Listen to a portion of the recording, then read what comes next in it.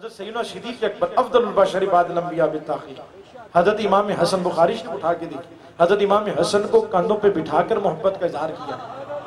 कौन नहीं जानता हज़रत उमर, जिनके नाम से शैतान भागता, सल्तनतें कामती हैं, वो हज़रत उमर मिंबर रसूल पर बैठे और हज़रत इमाम हुसैन छोटे से हैं, खड़े होकर कहते हैं उमर नीचे उतरिए, हमारे बाबा का मिंबर।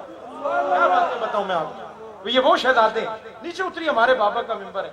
ये छोटे छोटे शहजादे, जब मैं हमेशा कहा करता हूँ कि तस्बीहां पढ़ के जन्नत के मालिक नहीं बने, ये नमाजों की कसरत से जन्नत के मालिक नहीं बने, ये कुरान पाक की कसरत से तिलावत करने से जन्नत के मालिक नहीं बने। ये जब छोटे छोटे खेलते खेलते मस्जिद नबी में आ जाते हैं ना, बड़े बड़े सहाबा भी खड़े हो जाते। हुजूर फरमाते सहाबा रास्ता छोड़ दो, देखते नहीं जन्नत के मालिक आ रहे हैं। हज़रत उमर फारूक से में नीचे उतरिए, हमारे बाबा का मिंबर है। फिर तारीख पढ़ के देखें कि उमर नीचे आए कि नहीं। हज़रत अली भी वहां पर मौजूद थे।